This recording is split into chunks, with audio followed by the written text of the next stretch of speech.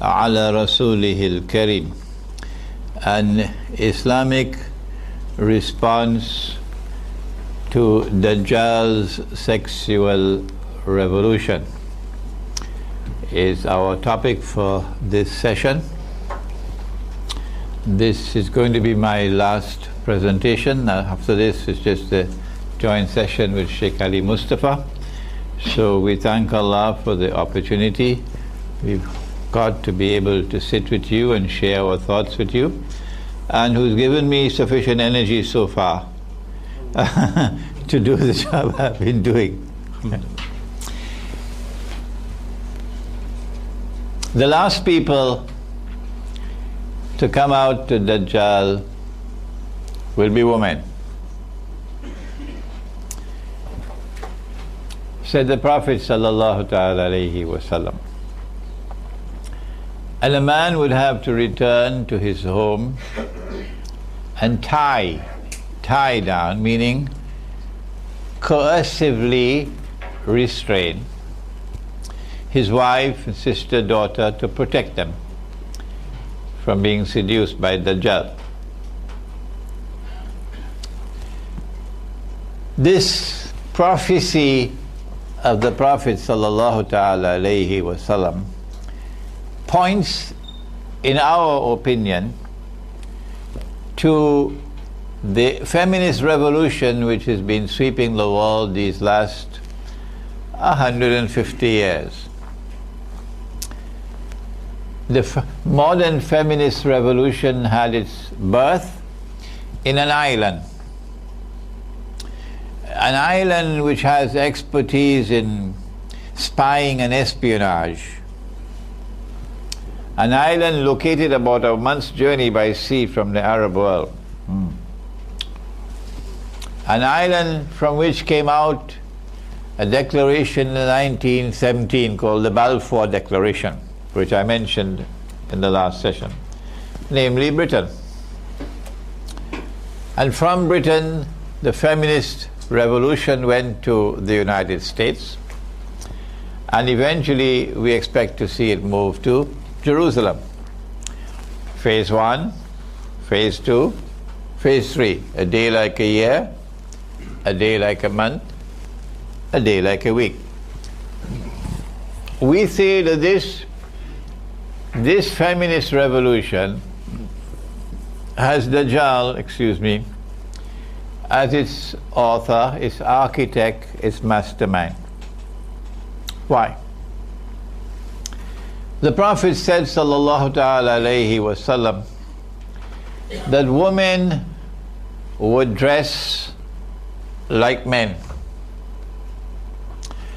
And we have explained in our lectures on an Islamic response to the modern feminist revolution that the reason why women would dress like men is because they want to assume the functional role of men in society. You are familiar with these views already.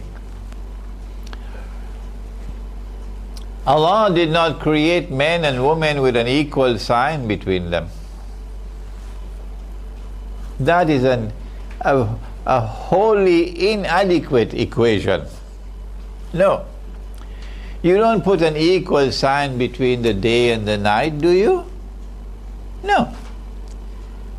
Allah created the male and the female the way He created the day and the night. He says so in Surah Al-Layl. The day and the night complement each other. They're not equal to each other. That's foolishness. Yes, between men and women there is spiritual equality. Between men and women there is moral equality in relation to Allah. In relation to Allah. But in relation to each other is something far more beautiful than an equal sign. The day and the night complement each other. Without the night, the day is meaningless. It's inadequate. It's going to be destructive if we have only daylight, nothing. The night without the day is also inadequate. It is only when day and night combine together that we have a meaningful whole. There's something beautiful to behold. They complement each other. They're interconnected, interrelated.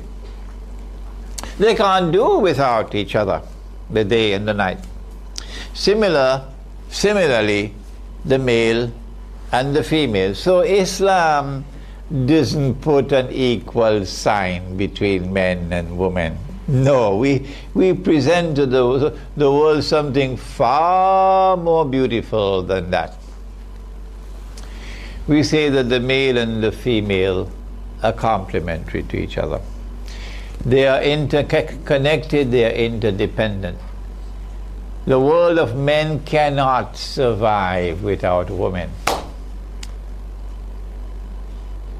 The world of women cannot survive without men.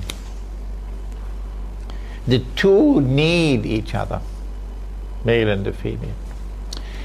But when Allah created the day, He gave to the day certain functions. And when He created the night, He gave the night certain functions.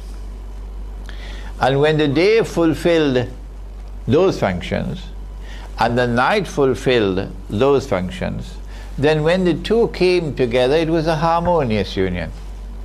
It made sense.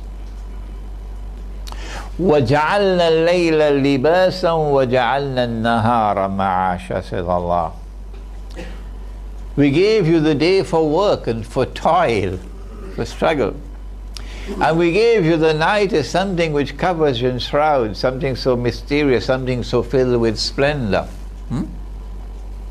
Similarly with the men and the women. Allah gave to the man a biological constitution, a physical being, an emotional constitution for that physical being, to pursue the functions of the day, to work and to toil, to be the person who goes out there into the dunya and struggles in the dunya. And Allah gave to the woman a biological being, a physiological being, an emotional being which is different from the man, because she has a different function to perform. And when she fulfills her function and he fulfills his function, only then can you come together in something called sukoon. There are things in life that money cannot buy. Although there are some bankers who will dispute that. And one of the things in life that money cannot buy is sukoon.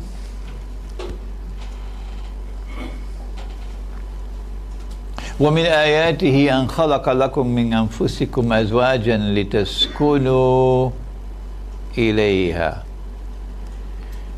That amongst His signs is this, that He's created for you from amongst your very beings, your mates, your spouses, that you might come together and dwell with each other in a state of sukoon, peace and contentment and tranquility. There are things in life which money cannot buy, and sukoon is one of them. One of the functions of Dajjal is to try to deceive you. And the last people he's going to target to deceive them are women. And the deception is so destructive, so dangerous, that if he succeeds, he's going to overturn the order that Allah created. So now a woman says, it is an act of oppression and injustice that I should be denied the freedom to do anything that a man does. So now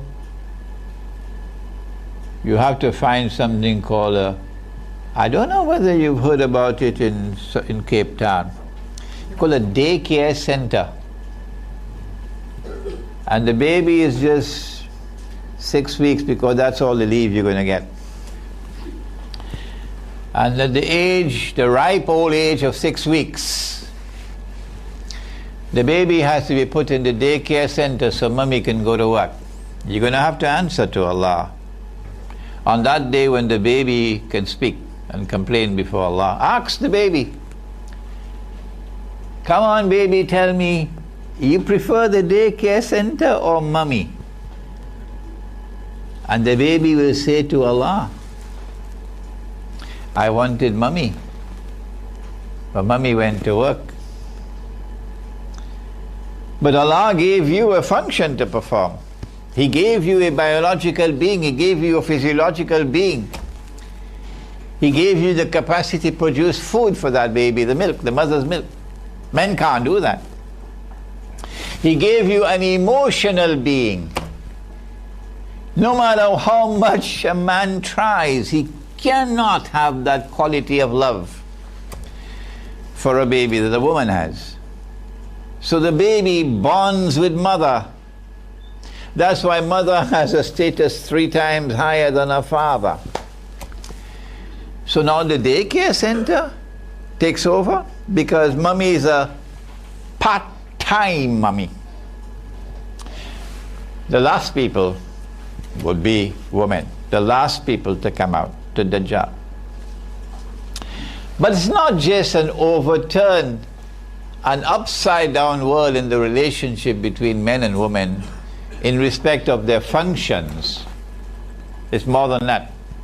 And the impact on the economy, and the impact on the home and on the family, and the result of children growing up with an internal rage within them because of neglect that they suffered when growing up. Oh, daddy was busy and mommy was busy, and all that I had to comfort me was a television set. That's all. And then the television took over and brainwashed me. So an internal rage, and they gave expression to that internal rage with acts of violence. Random acts of violence. Have you ever read the stories coming out of American public schools? People are afraid to send their children to school now. Random acts of violence, senseless acts of violence, bullying in school and so on. Because these children are disoriented now. They're unbalanced. They're not normal children anymore. It's more than that. That's not our subject today. Our subject today is the other hadith. That women would be dressed and would yet be naked.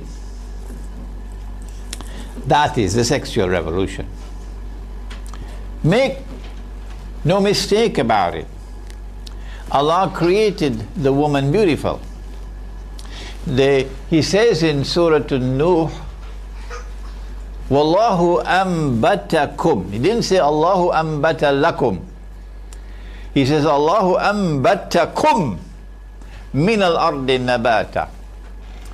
And Allah has caused you to grow forth from the earth. And Allah has caused you to grow forth from the earth. Like trees and plants. And there are those trees which are ornamental trees. And when you go to Pretoria, you see them lining the streets. When they're in bloom, what's the name of the Jacaranda? Jacaranda? Ah. There are those trees which are ornamental. And there are other trees which are for timber, to make your furniture. And there are other trees which produce food. And there are others which produce fruit for dessert. And there are others which are medicinal. And there are others which give you lovely shade. Like the lote tree, Sidratul Muntaha. Lovely shade. Better than any umbrella could give you. And so there are different kinds of trees, and so too there are different kinds of human beings.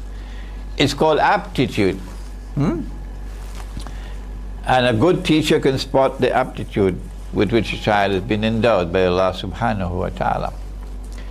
And so some people are naturally beautiful and handsome.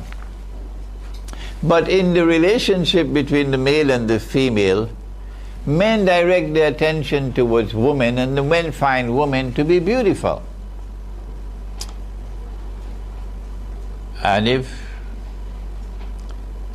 she is not beautiful and you marry her, Allah will make her beautiful in your eyes. Because there's external beauty and there's internal beauty and so on. Anyhow. So women, when they start to display their beauty in public, that's going to be chaos.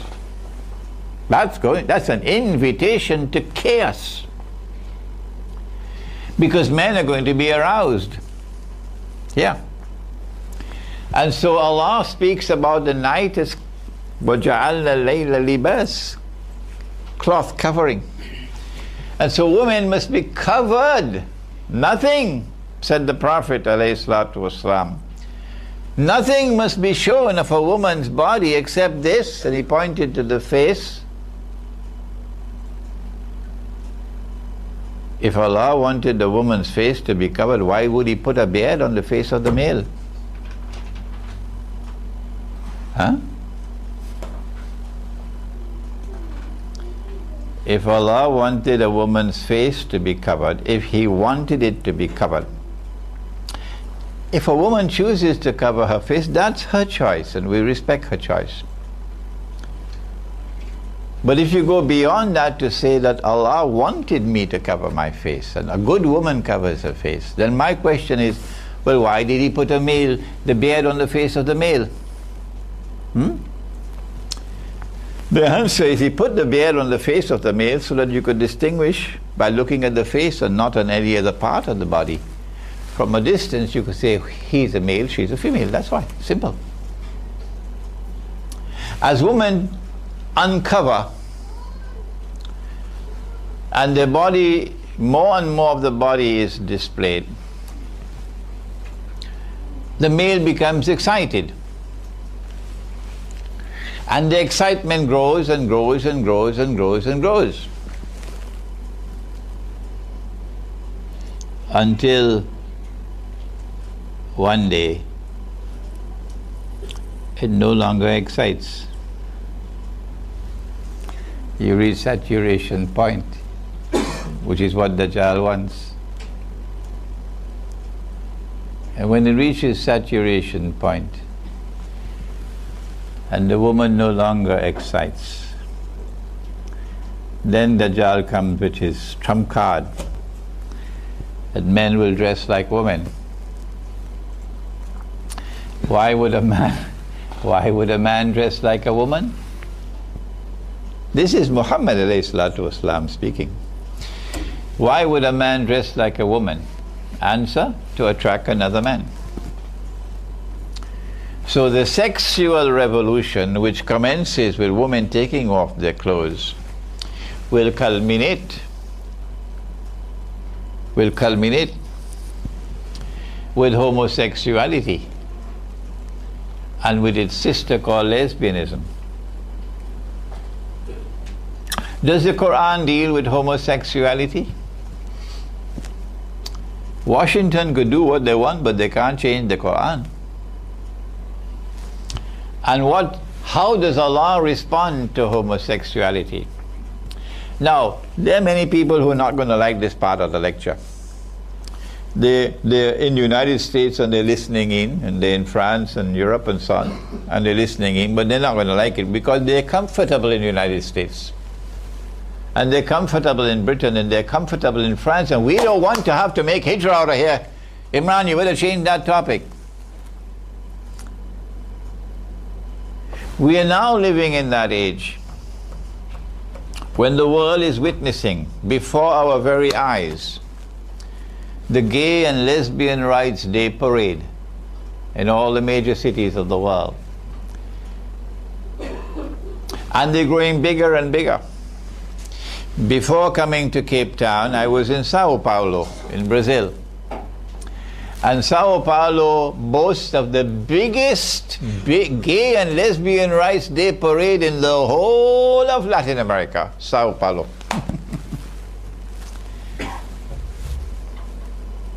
Not only do you have this overt display of defense of the rights of homosexuals and lesbians, but you also have legal intervention on the part of the state. That men should have the legal right to marry and get a marriage certificate. And women should have the legal right to marry, a woman with another woman, a man with another man. In the same way that a couple of a male and a female can adopt a child, so too can two men adopt a child. And that child will grow up in a family of daddy and daddy. I don't know which one of the daddy is going to be a mummy. This is what we're living in today. And every day that passes by, the sexual revolution becomes more and more bizarre. But before we proceed further with this bizarre aspect of the sexual revolution, let us return to the women displaying their bodies. And the natural result, don't be surprised, is something called lust. Something called lust.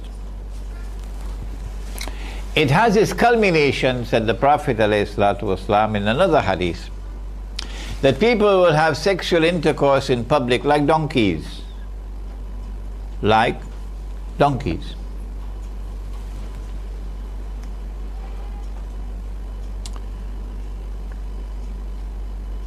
That is the destruction of the male-female relationship.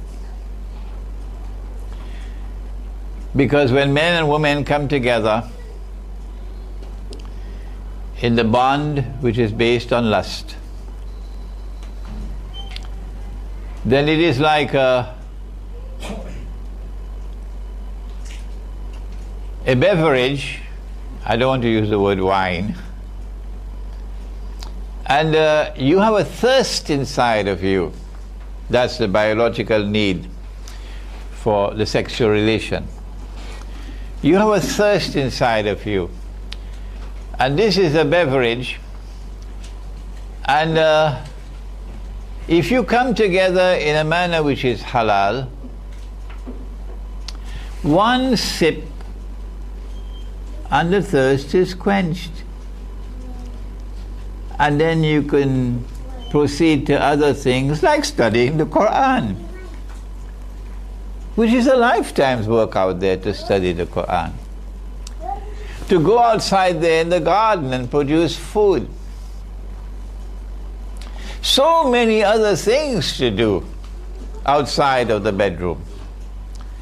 So it's beneficial that you take one sip and the thirst is quenched, because that's based on love. But when lust replaces love, then you can drink, and every time you drink, the thirst keeps on growing more and more. No matter how many times you sip, you'll never quench the thirst until one day you reach something called sexual addiction. And the incidence of sexual addiction is growing now. This monster is raising its head in the world. It's like addiction for alcohol. You can't help yourself anymore.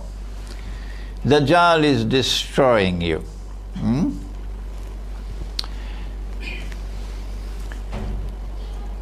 When you cannot get satisfaction, sexual satisfaction, with one woman. You try 10, you try 20, you try, what's his name now? Magic Johnson? And he spoke about the 200 women he had. Eventually you seek satisfaction with another man. And when this also does not fulfill your thirst, your thirst is still there, but then there's the children left, and then the animals left. But the trump card that Dajjal has at the end of the road is to get daddy and his daughter. Daddy and his daughter, which is called incest, and mummy and her son, and brother and sister, and uncle and niece, and auntie and nephew. Truly this is a test and a trial. How do we respond to this sexual revolution when we know where it's heading? Anarchy, the jungle, worse than the jungle, because animals don't behave like that.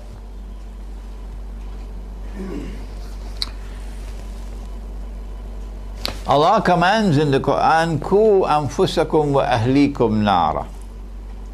Protect yourselves and protect your families from the fire which awaits those who act in this way.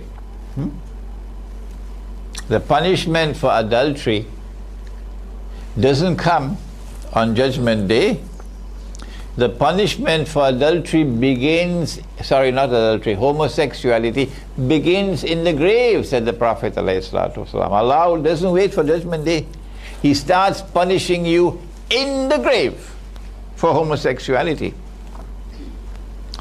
What do? Canada has now enacted legislation making it obligatory for all schools, including private schools, including Islamic schools, to now teach that homosexuality is acceptable alternative sex. They're not going to like me now, the Muslim community of Canada. The Muslims who are comfortably ensconced in Canada, living the good life, driving their BMWs, and they don't want to go back to Pakistan. Who wants to go back to Pakistan? Who wants to go back to Egypt?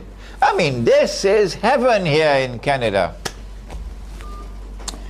So don't come, Imran Hussein, to remind us about these uncomfortable things that we have to send our children. What else can we do?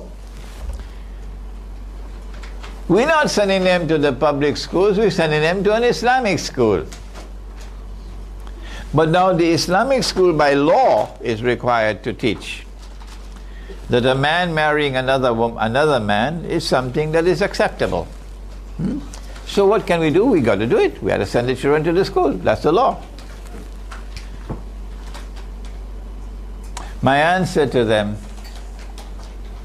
is located in Surah Al-Imran.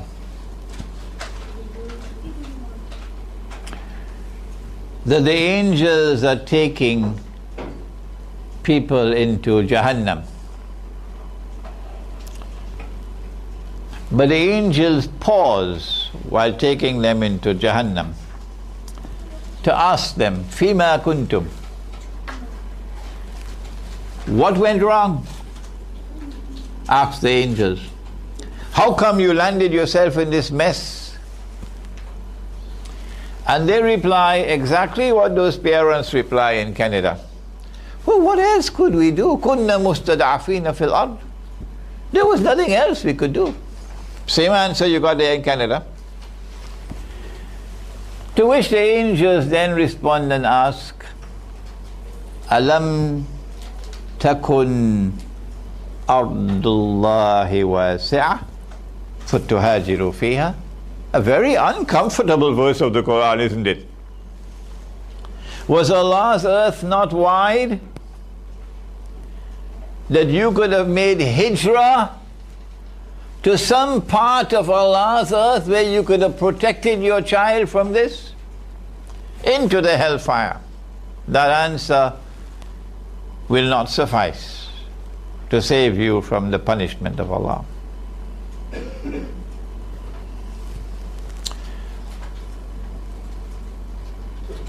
But Allah did not wait for the grave to punish the people of Lut alayhi salam. The people of Lut alayhi salam were practicing homosexuality. And Allah sent the angels to destroy them. And Lut alayhi salam and his family had to leave during the night. And when morning came, the angels sent down big, huge boulders upon Sodom and Gomorrah and destroyed them, and left that as a sign for all times to come, indicating that when a people turn to homosexuality as publicly as they did in Sodom and Gomorrah. Now, private homosexuality in the closet is a different matter.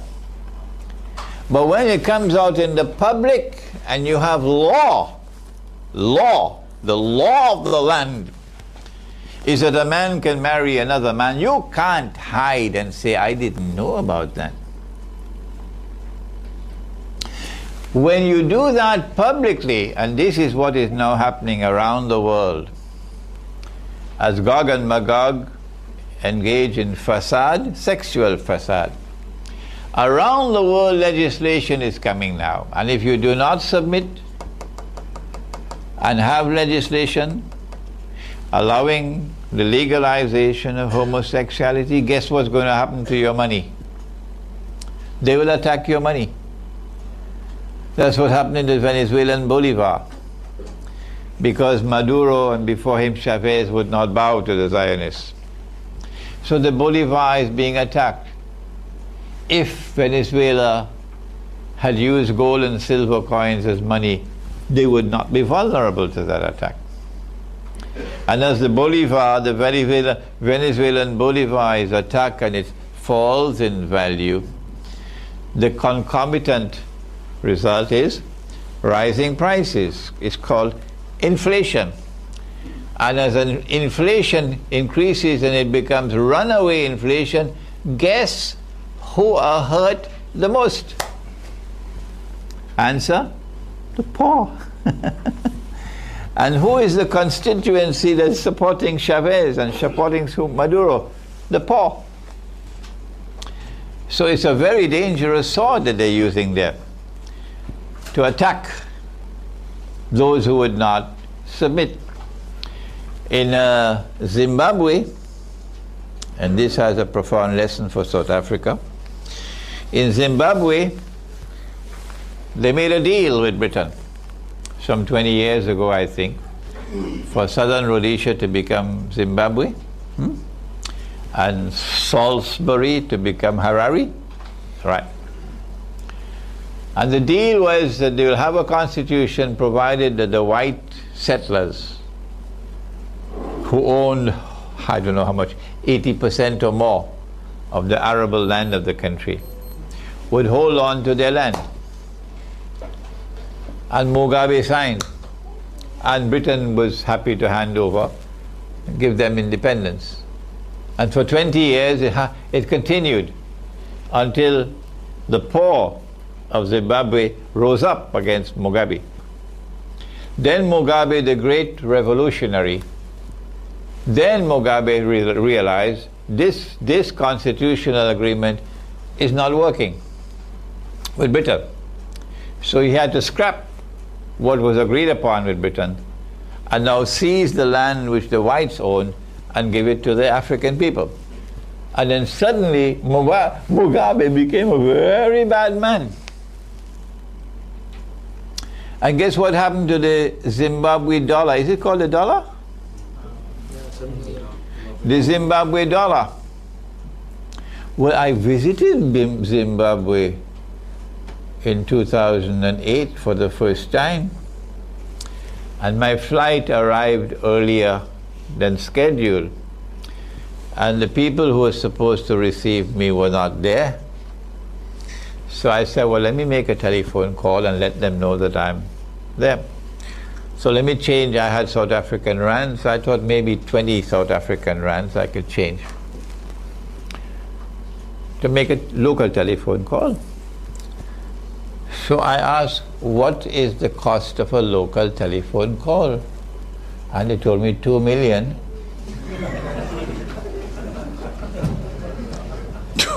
2 million Zimbabwe dollars, that's what they told me. So then I went to the South African Airways counter to complain, and they said, come use our phone. Use our phone. So if you refuse to submit and bring legislation to Parliament to permit the marriage of a man with another man, they will attack you and force you to submit.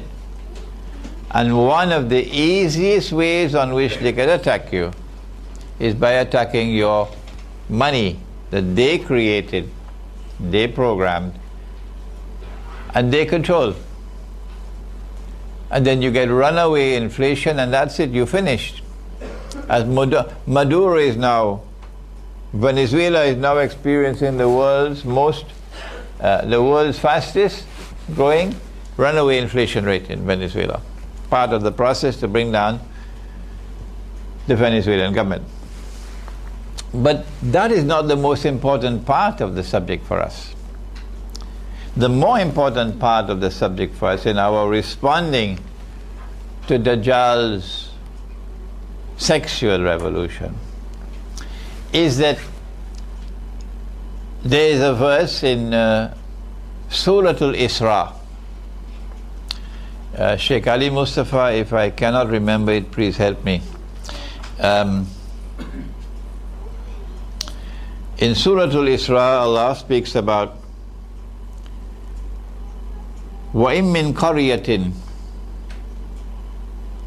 إِلَّا نَحْنُ مُهْلِكُوهَا قَبْلَ يَوْمِ الْقِيَامَةِ أَوْ مُعَذِّبُوهَا عَذَابًا شَدِيدًا كَانَ ذَلِكَ فِي الْكِتَابِ مَسْطُورًا. Am I correct? Yes. No mistake. Okay. And not a single city will escape, but that we're going to destroy them all before Qiyamah. And those which we do not destroy, we will punish with terrible punishment. Indicating that among the reasons by which Allah destroys you, among them, one of them is homosexuality, because that's why He destroyed Sodom and Gomorrah, and then He says, I'm leaving this as a sign for all times to come. So as you enact legislation permitting a man to marry another man, the bell is ringing. Another city is going to be destroyed by Allah. If you remain in that city, as they are comfortably ensconced in Canada and in the United States and in Britain and in France and in Europe and in Australia and in Singapore, etc., you know, the gravy train. These countries are called the gravy train. They're the ones who have the hard currency because they got this special chemical. No? So, if you remain in those countries, then when Allah destroys them all, you will also be destroyed. No matter how much dua you make, Allah will destroy you when He destroys them all. Well then, what do we do? The answer is, you cannot change the cities. this is Dajjal and this is Gog and Magog, it is because Hizb ut-Tahrir does not have an eschatology. It is because Hizb ut-Tahrir does not want to have an eschatology. They don't want it. They're uncomfortable with it. That they're pursuing their struggle for restoring the Khilafah wherever they can, at any time in the world. Possible. It is because Dajjal's dancers who dance when he beats his drum the way they danced in Libya to overthrow Gaddafi, and the way they are dancing in Syria now to overthrow the regime in Syria.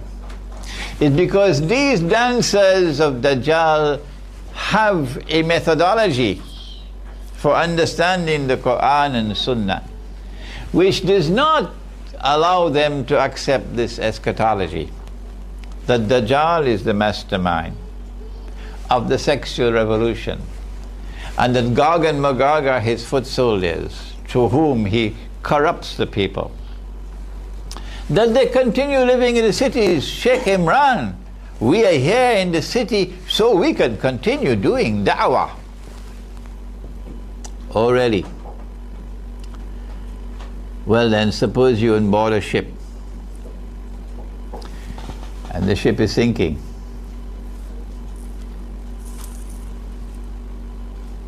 And you can't see the ship is sinking.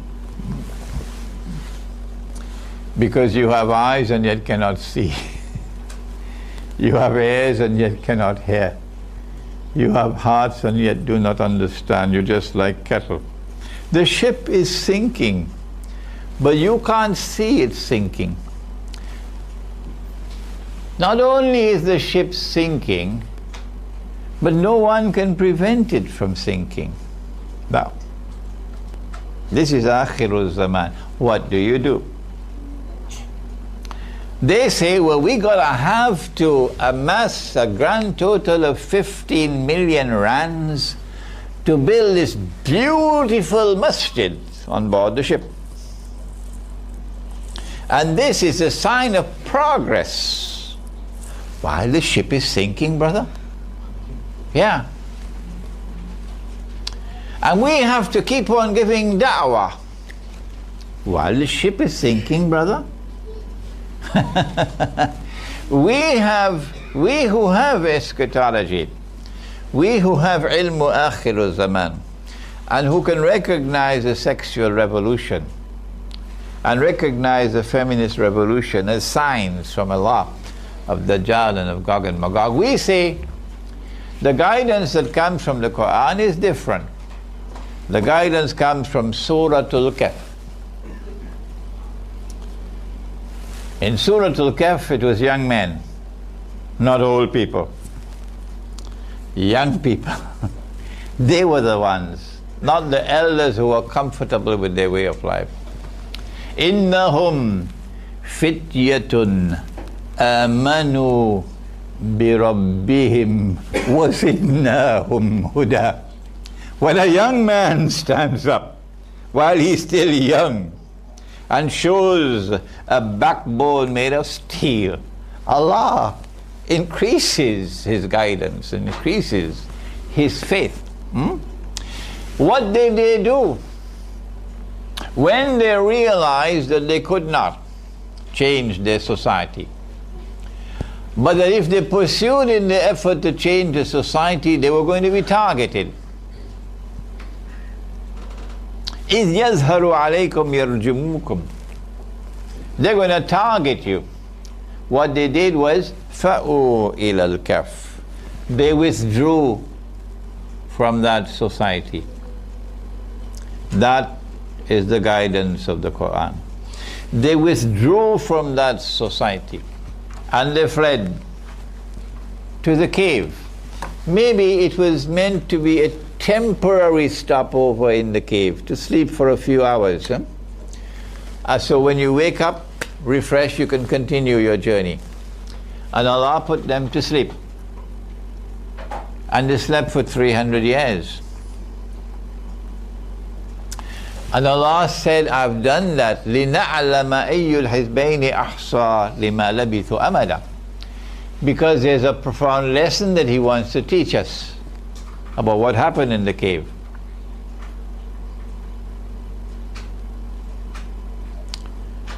After they had slept for 300 years, remember, first of all, the first response is withdrawal.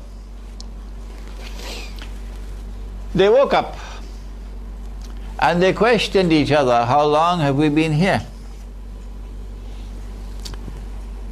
So one of them said, maybe a day or part of a day, which I find strange. Why? Well, what's wrong? Can't you see? If you've been there in the cave for 300 years, then your fingernails will be as long as from Cape Town to Robben Island. So it's easy. Your beard will be very long, your hair will be very long, and so on. So how come they didn't notice that? How can you say a day or a part of a day? Biological time, 300 years of biological time, would result in your fingernails as long as from Cape Town to Robben Island. Oh, I see. They spent 300 years, but they didn't spend those 300 years in biological time. Are there any other worlds of time other than biological time? I wish we had Dr. Ansari now to take over the lecture. My teacher of blessed memory. Are there any other worlds of time beyond biological time? Can we explore other worlds of space and time? If you remain a prisoner of the here and the now, when Dajjal beats his drums, you're going to go to Syria to fight the Yankee jihad. If you remain a prisoner, an intellectual prisoner of the here and the now, the moment, then when Dajjal beats his drums, you're going to flee, run to Syria to join in the Yankee jihad. But when you can penetrate beyond the here and the now, when you can realize that there are other worlds beyond the material world, other worlds of space and other worlds of time, you will then be able to penetrate the subject of Dajjal. You will then be able to understand that Dajjal is the mastermind. You can't change the town and the city. So that's why we've given the project of the Muslim village, located in the remote countryside. The Muslim village located in the remote countryside. Get out of the cities and get out of the towns, where men and women can now marry and get a marriage certificate. Get out of the towns and cities where women are dressed and yet naked. Get out of the towns and cities where women are dressed like men and men are dressed like women. Get out of the towns and cities where day by day we're coming to that moment when people will be having sexual intercourse in public. What more do you need to hear? The signs are all there. And when you flee to the countryside, to the remote countryside, do so as a small community, not a big community. A village. And in that village you can have people who are not Muslims. Sure.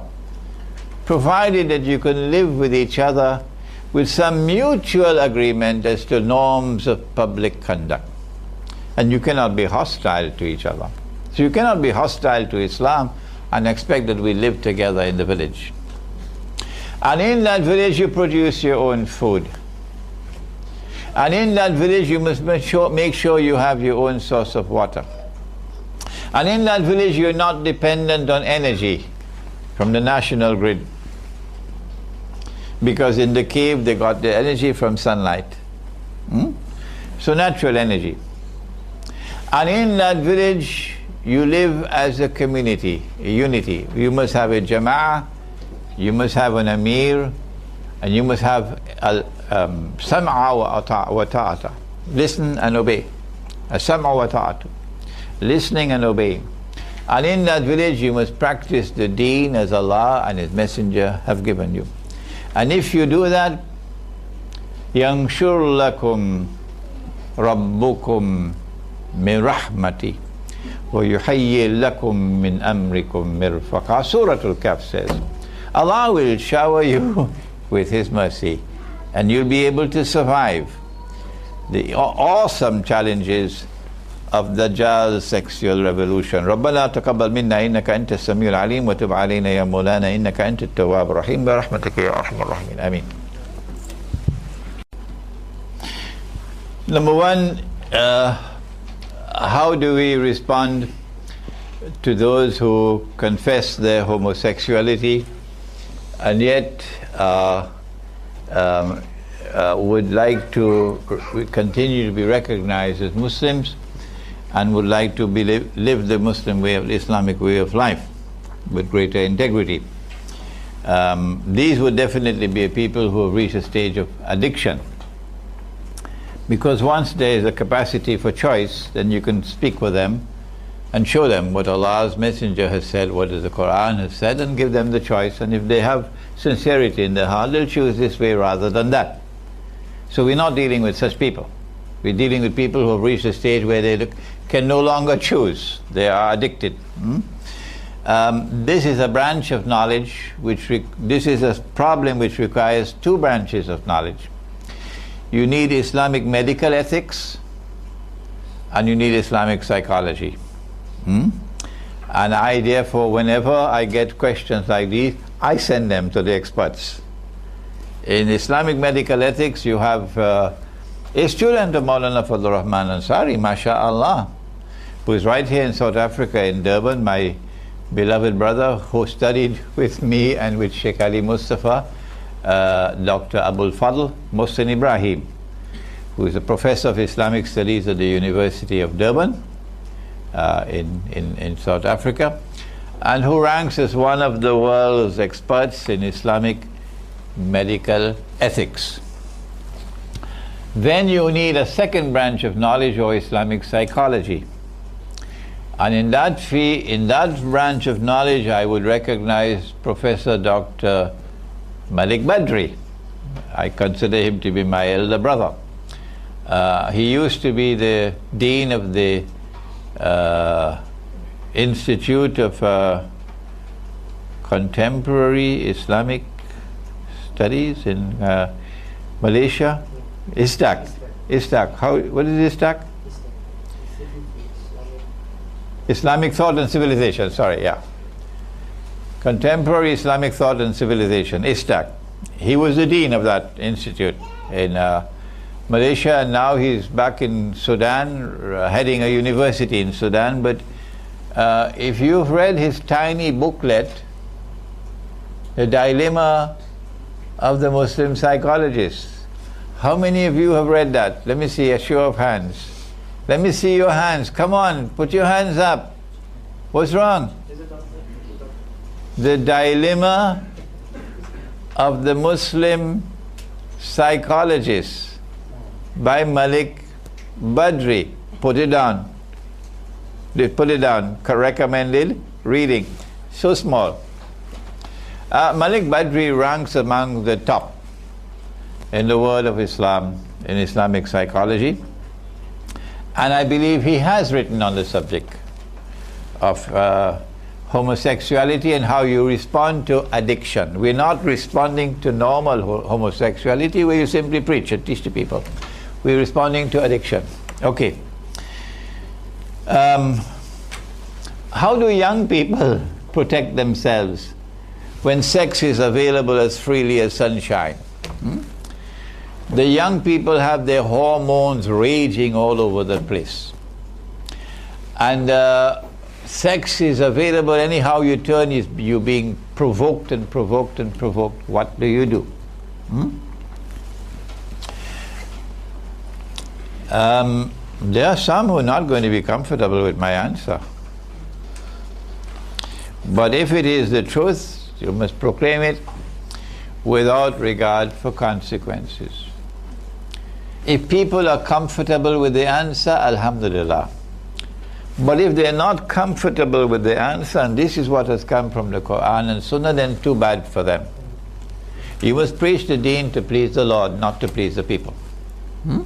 Not to please such people. Allah subhanahu wa ta'ala in Surah An-Nisa He does not send down legislation to tell you how many wives you can have. No, that's not the purpose. He sends down legislation to limit the number you can have.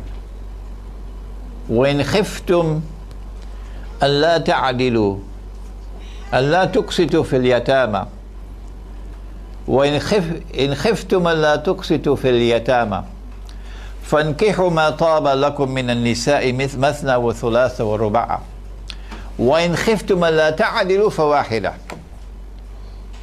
أو ما ملكت أيمانكم أو ما ملكت أيمانكم. So one of the ways in which the young man can find release for this raging tension around him and bring some satisfaction to the thirst is in plural marriages. To the extent that you have the means to maintain and to guard and protect, Allah permits you to have more than one wife.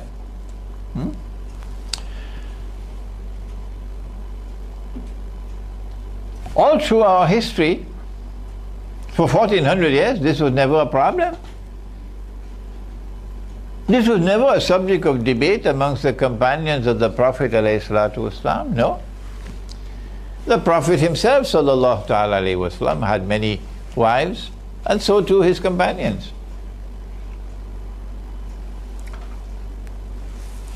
It is only when Dajjal gave us modern Western civilization that modern Western civilization came with this new dogma that we never heard before. A good men have only one wife. Virtuous men have only one wife. Men of character and integrity have only one wife. And if a fella has more than one wife, something is wrong with him. He's rotten. Stay away from him. When they brainwash you into accepting that rubbish, then they'll point and say, you see that prophet? See how many wives he had? So stay away from this religion. That's the strategy. How do we respond? The answer is, if we cannot change the society, and we cannot change women who are already brainwashed, sorry for using that language, brainwashed, then what we'll do is to remove ourselves and withdraw and go and build our little piece of heaven somewhere out in the remote countryside, where we build a Muslim village. Amongst the signs of the last day is that one man would have to maintain how many women? 50. Huh? 50. Are you scared to say it? 50. One man would have to maintain 50 women, 50. That's 40 plus 10, eh? Indicating, among other things, that there is going to be a calamitous decline in the birth of baby boys. Why? Ask your cell phone. Ask the radiation that is corrupting the sperm production. The technicians who have to work putting up the poles for your cell phones to work, these technicians cannot have baby boys anymore. Their wives give only baby girls. The evidence is already there. So when you build a Muslim village in the remote countryside, if she says, I don't want my husband to take another wife. You can say to her, why don't you stay in Johannesburg? You're not yet ready for the Muslim village. The Muslim village is for those women who bow their heads in submission to Allah and His Messenger. Not for those women who still raise their heads in defiance of what has come from Allah and His Messenger. I know I'm going to hurt the feelings of some people. I know some are going to be very angry with me for speaking like this. But the Muslim village is for those Muslim women who bow their heads in submission to that which has come from Allah and His Messenger. Not for those whose heads are still raised in defiance. If what we are saying about what has come from Allah and His Messenger is wrong, then correct us. Yes, by do means correct us. But if this is what is in the Quran and Sunnah, then this is a means through which young men can respond to the sexual provocation of Dajjal's sexual revolution. The Muslim village offers yet something else. We are moving into an age now where large numbers of women will not be able to get husbands, so long as you stick to monogamy, one man, one wife. It's already in the world, in many parts of the world. Singapore, for example. So many in Singapore come to me, Maulana, help me. I want to get married. So many come to my wife, please tell Maulana, I want to get married. Can you help me? Yeah? Because we can't find a husband. Why? Because not available. One man, one wife. Scarcity of men.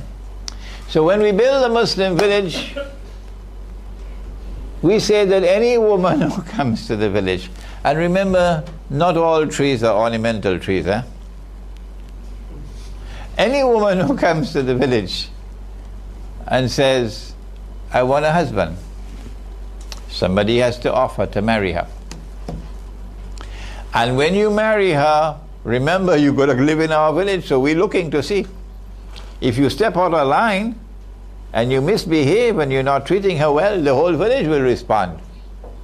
This is not like the modern city where you don't even know your next door neighbor's name. No, not in a village. In a village, we all live like a family. So every single woman who comes to the village and says, I want to get a husband, somebody has to offer to marry. Not because you offer to marry her, does it mean she has to accept her? She has the freedom to say no to you. If she has an offer and she turns it down, well then, the ball is in her court. But there will be no women in the village who want husbands and who does not have husbands. There will be women who say, I'm no longer interested in a husband, I'm fine as I am. So you wouldn't expect such a woman to fall prey to adultery, fornication. No. For adultery and fornication to take place, you've got to find a woman who is willing. You can't find them in the Muslim village. You've got to go outside of the Muslim village, not in the Muslim village. Because every woman in the Muslim village either has a husband or is not interested in marriage. I'm fine as I am. As a consequence of which we believe that we might be able to survive while the ship is sinking in the rest of the world. Penal code. There was one last